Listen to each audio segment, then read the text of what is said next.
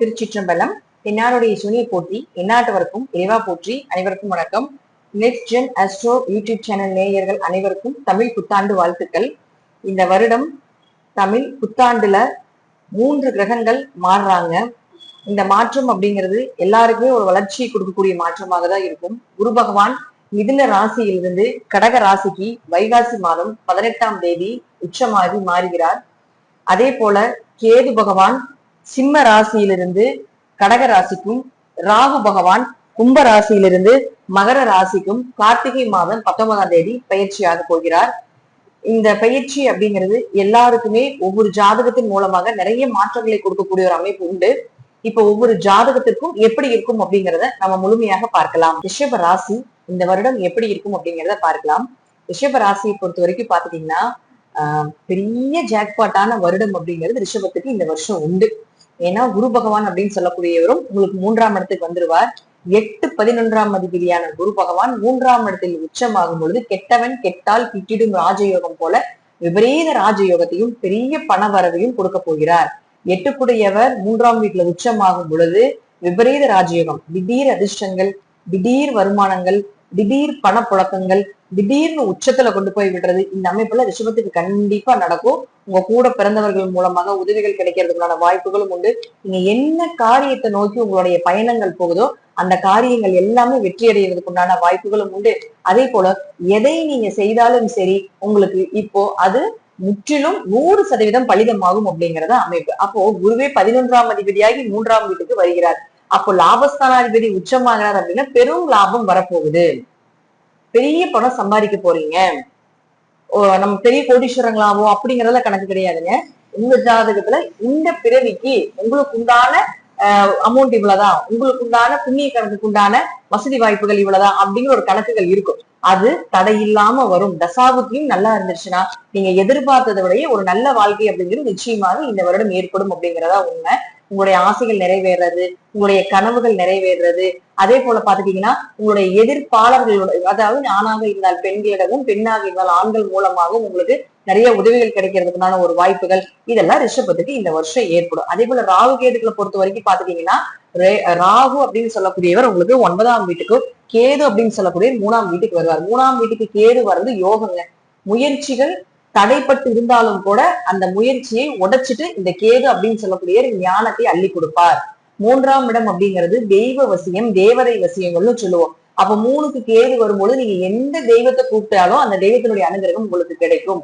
என்ன மந்திரங்களாக இருந்தாலும் சரி, என்ன விஷயத்த நீங்க சொன்னீங்கனாலும் அது பல விதமாக பலிதமாகி உங்களுக்கு அது சக்சஸ் கொடுக்கறதுக்குமான ஒரு வாய்ப்பை நிச்சயமாக இந்த கேது ஏற்படுத்தி கொடுப்பார். அது மட்டும் இல்லாம ராகு 9ஆம் வீட்டுக்கு வருது. மேக்சிமம் ரிஷப ராசிக்கு ஒரு பெரிய டிராபேக் என்னன்னா சொந்த ஊர்ல பூர்வீகத்துல தாய் தந்தையோடு இருக்கக்கூடாது. அதுதான் ரிஷபத்துக்கு உண்டான ஒரு பெரிய டிராபேக்.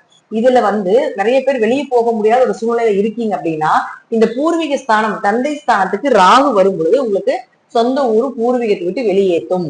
வெளிநாடு வெளியூர் பயணத்தை உங்களுக்கு ஏற்படுத்தி கொடுப்பார். பூர்வீக சொத்து சார்ந்த பிரச்சனை ஏதாவது இருக்குதுன்னா அது உங்களுக்கு சாதகமா நடக்கிறதுக்கான வாய்ப்புகளை இந்த ராகு ஏற்படுத்தி கொடுப்பார். பட் இருப்பினும் 9ல் ராகு வரக்கூடிய காலகட்டங்கள்ல மட்டும் அப்பாவுடைய ஆரோக்கியத்திலே கொஞ்சம் கவனமாக இருக்க வேண்டும்.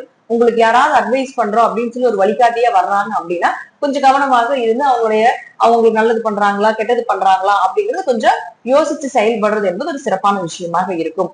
அது மட்டும் இல்லாம பொருளாதாரம் அப்படிங்கிறது மிக உச்சத்துக்கும் உயரத்துக்கும் போகக்கூடிய ஒரு வருடமாக ரிஷபத்துக்கு கண்டிப்பாக இந்த வருடம் இருக்கும் அப்படிங்கிறதுலே மாற்று கருத்துக்கள் இல்லை. உங்க பேச்சுக்கு ஒரு மரியாதை கிடைக்கிறது. நீங்க சொன்ன வார்த்தைகள் அப்படியே பலிதமாகிறது.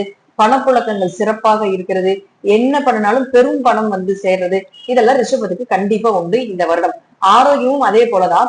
4ஆம் இடத்துல கேது இருந்து உங்களுக்கு ஆரோக்கியத்தை கெடுத்துக்கிட்டு இருந்துச்சு. இப்போ இந்த 4ஆம் இடத்துல இருக்கக்கூடிய கேது உங்களுக்கு 3க்கு வந்துருவாரு. எப்போ அப்படின்னு பாத்தீங்கன்னா கார்த்திகை மாசம்.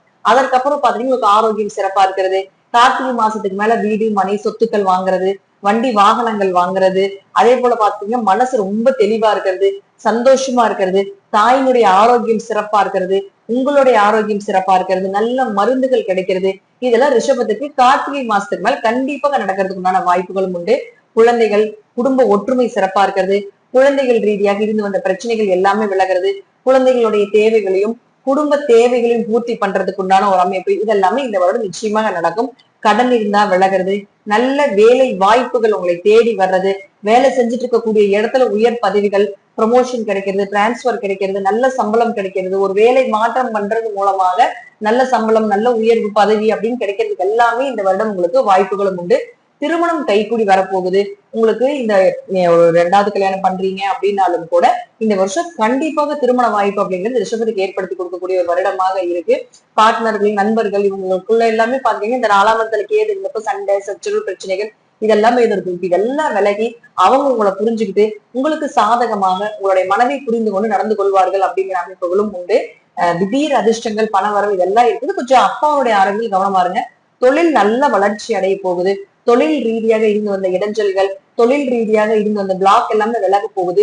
லாபம், இத்தனை நாள் நீங்க தொழில் பண்ணிட்டு இருந்தீங்க, 10ல சனி இருக்கும்போது தொழில் பண்ணிட்டு இருந்தீங்க, தொழில கொடுத்திருப்பாரு. அப்ப தொழிலுக்கு உண்டான லாபத்தை கொடுக்கணும் இல்லையா? திருக்கணிதமாக இருந்தாலும் வாக்கியமாக இருந்தாலும் சனி பகவான் இப்ப ஃபுல்லா மாறி 11ஆம் வீட்டுக்கு வந்துட்டாரு. அப்ப டோட்டலா உங்களுக்கு லாபத்தை அள்ளி கொடுக்கக்கூடிய ஒரு காலகட்டங்களும் வந்துருச்சு. அதே போல குரு அப்படின்னு சொல்லக்கூடியவர் இந்த வைகாசி மாசம் 18ஆம் தேதி இங்க வந்துருவாரு. அங்க இருந்து இந்த சனியை பார்ப்பாரு 9ஆம் பார்வையாக. அப்போ இங்க சனி குருவை பார்க்கின்ற காலகட்டங்கள்ல மிகப்பெரிய வளர்ச்சி, மிகப்பெரிய பணவரவு, லாபங்கள் அதிகமாக போகுது. தீராத ஆசைகள், நிறைவேறாத ஆசைகள், இன்ப சுற்றுலா எல்லாமே குடும்பத்தோட போயிட்டு வர்றதுக்குண்டான ஒரு வாய்ப்புகள், இதெல்லாமே ரிஷபத்துக்கு மிகப்பெரிய ஜாக்பாட்டான வருடமாக இந்த வருடம் நடந்தே தீரும் அப்படிங்கிறதுலயும் மாற்று கருத்து இல்ல. மிக மிக மிக 12 ராசியில ரொம்ப யோகத்தை பெறக்கூடிய முதல் தரமான முதல் ராசி ரிஷப ராசி. நம்பிக்கையா இருங்க, தைரியமா இருங்க. எதுவுமே நடக்கல, எங்களுக்கு எதுவுமே நடக்கல அப்படின்னு நீங்க நினைச்சீங்கன்னா உங்க ஜாதகத்துல ஏதாவது மிஸ்டேக் இருக்கலாம். அதே போல உங்க ஜாதகத்துல ஏதாவது தோஷங்கள் இருந்து அது கழிக்கப்படாமல் இருந்திருக்கலாம். சோ அது ஏதாவது உங்க அருகில் இருக்கக்கூடிய ஜோதிடர்கிட்ட கூட பார்த்து கன்சல்ட் பண்ணிட்டு அப்படி ஏதாவது உங்களுக்கு வளர்ச்சி இல்லாம இருக்குன்னா நீங்க உடனே அதற்கான வழிபாடுகள் செய்து அந்த தோஷத்தை நிவர்த்தி பண்ணிக்கோங்க. நேரம் காலம் ரிஷபத்துக்கு அருமையா இருக்குது, பயன்படுத்திக் கொள்ளுங்கள். ரிஷபராசி அன்பர்களே, 195% மேல ரிஷபத்துக்கு யோகமான பீரியட் தான். அதனால நம்பிக்கையாக இருக்கலாம். நன்றி. மீண்டும் ஒரு நல்ல பதிவுல சந்திக்கலாம். திருச்சிற்றம்பலம், தில்லையம்பலம், ஸ்ரீ நரசிம்ம திருடிகளை சரணம்.